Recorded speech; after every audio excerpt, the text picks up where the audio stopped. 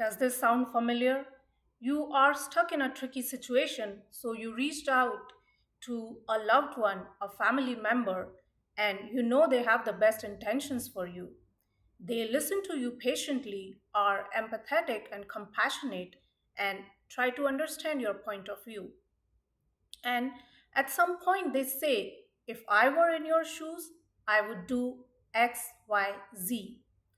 And later, you reflect on the conversation and you feel you're still not ready to make a choice. And maybe you feel a little worse than before because you don't want to make the choice that your loved one said that they would.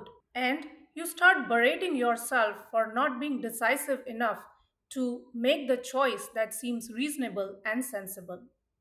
Others can see that it's the right one and they say they would make that choice were they in your place. So, why can't you? We all have been there, either at the receiving end or as the well wisher. When we are on the receiving end, it may feel like what is wrong with me that I'm hesitating to make this obvious choice that anyone else in my position would make. And when we are the well wisher offering this advice, we may feel, why can't they see it? It's so obvious that it is the right path, it's the one to take, but why are they not taking it? We just want to shake them up. The truth is, all of us are different, living different lives. We meet each other at certain points, exchange information, and interact briefly. But how that individual story plays out, what the circumstances and nuances are, the highs, lows, and everything in between, is only understood by the individual in that story.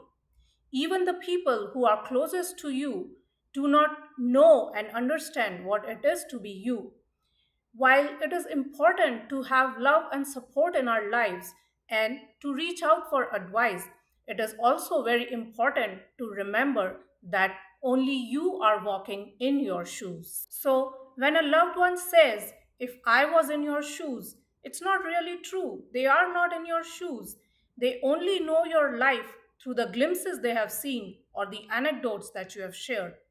So always weigh the advice against your own truth.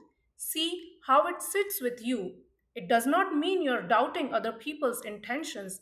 It only means that you are trying to see if this advice fits for you.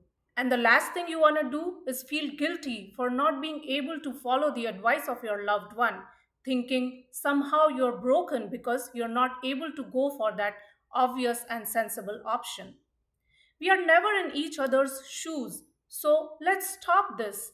Number one, let's stop doling out advice in this manner. And number two, stop feeling forced to follow advice that does not seem right for us. We all want to support our loved ones and be supported by them, but let's do it in a way which does not put undue pressure on us or them or make either of us feel inadequate.